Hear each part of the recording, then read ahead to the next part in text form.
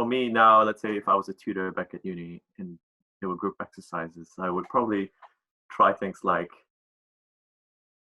classic things where I think the focus should be about understanding yourself and how you want to work and understanding how other people like to work. I think that's the core of working together, right?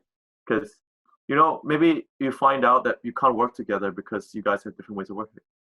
That's fine. Like not everyone has to work together in harmony, right? You just have to, but maybe it's a sign that you need to not work together. Maybe it's better you work with someone else. So find someone you can work with, right?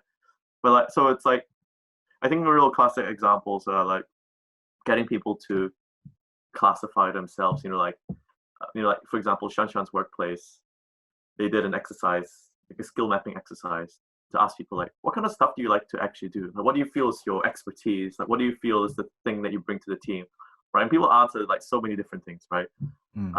You find out like, across a team of designers, each designer wants to do very different things. So some people just only want to do design. Some people actually don't. They actually they're actually more strategic. Some people are more tactical. Myers-Briggs test. Like no matter how you feel about it, I think that's another useful way of thinking about it. But also things like maybe you should just trade roles. Like the classic problem with like not classic problem, but the thing that happens in like group exercises at design school, I've noticed, right, is that people fall into roles immediately. I'm the developer. I'm going to do all the development. I'm the game artist. I'm going to make all the art, right?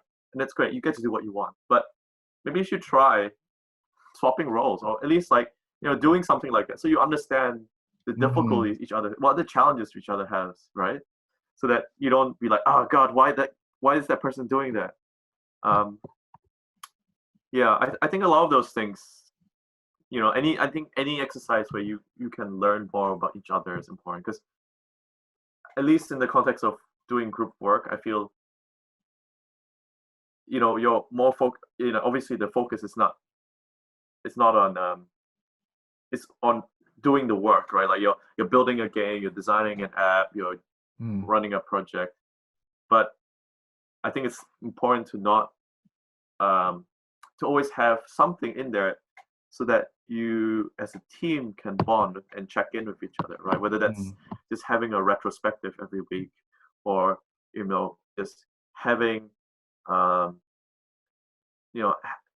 setting ground rules from the beginning to be honest with each other, and maybe you guys will be critical of each other, but not to feel like but not to feel so emotionally connected to that thing. Because I think, like, at least from my perspective, those are the things I used to be so scared about when working in a group. I used to agonize over something I didn't like, and I felt something that someone wasn't doing correctly, and I wanted to tell them.